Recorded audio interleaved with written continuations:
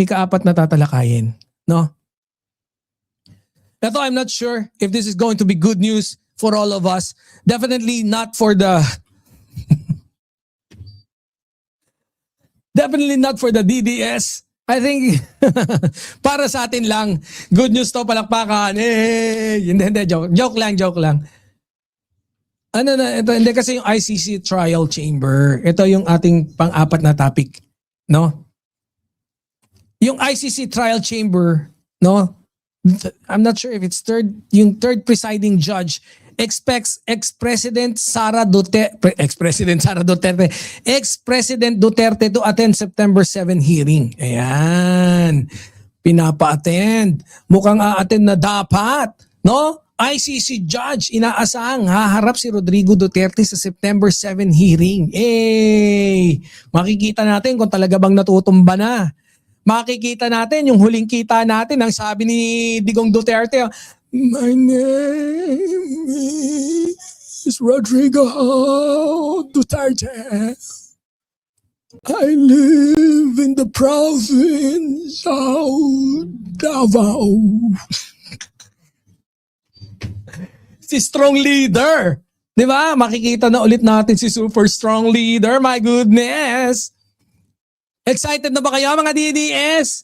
Na makita si strong leader? Huwag kayong mag-alala. Excited din kami mga hindi DDS.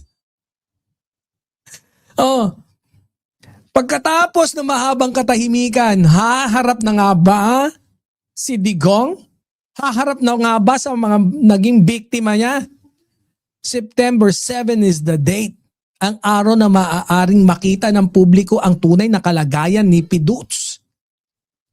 Di ba?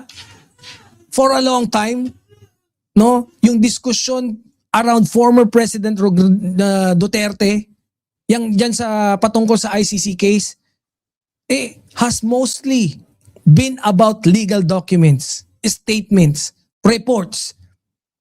As the ICC, biruin mo, pa-delay. Kung anong chika. Kung anong mga pautot dyan sa Dahig. Nagkaroon na ng Duterte Street o whatever. Merong mga tumatae doon sa mabantot daw na portalet. Tapos nagkakasingilan. Pinagkakitaan na yung portalet. Mga ganon. Tapos meron nagbebenta ng mga karton-karton. Matanda na ang tatay namin. Let him go. Let him go. Let him go.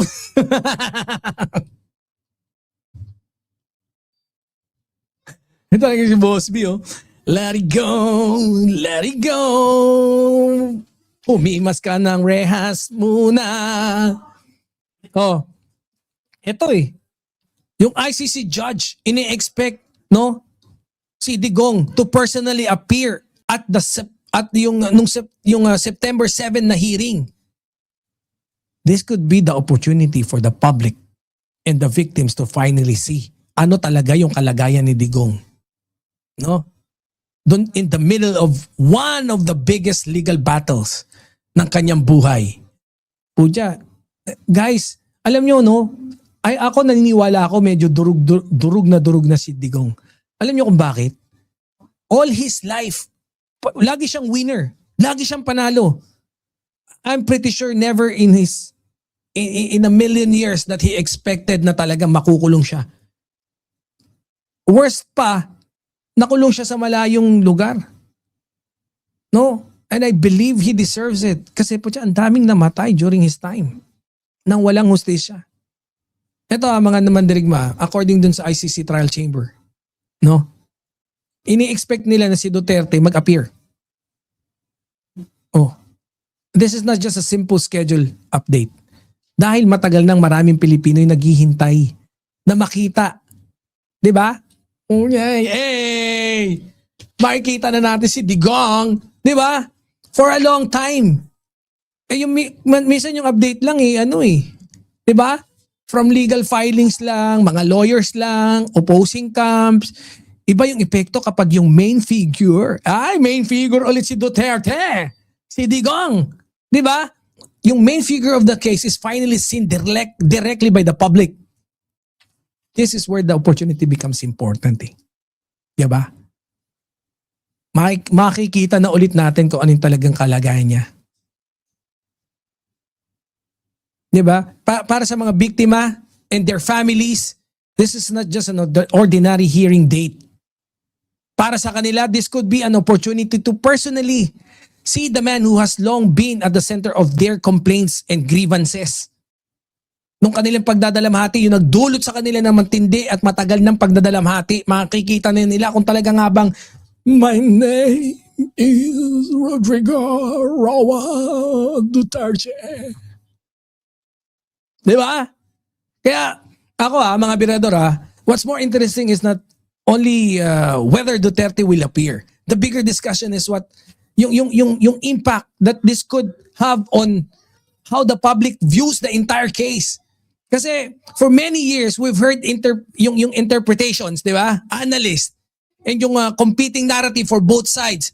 But it becomes a different discussion kapag si Duterte na mismo, no, yung makikita ng publiko in an important hearing, 'di ba? Oh. Hindi ba kayo naku-curious? Mas nakaka-curious pa to, no? Kung gaano kataas, kaysa malaman natin kung gaano kataas yung bumbunan ni Marcoleta. Di ba? Ako no? This is where not only the legal strategies, no, yung both sides will be measured, but also yung public perception. Dahil sa panahon ngayon, it's not only the court that is watching. The international community, no, and the public are watching as well. Tayo. Interesado tayo eh. Di ba? Ako gusto kong managot si Duterte kung talaga may pananagutan siya. Kailangan niyang bigyan ng hustisya yung mga krimen na ginawa niya kung meron man. Di ba? Kayo ba?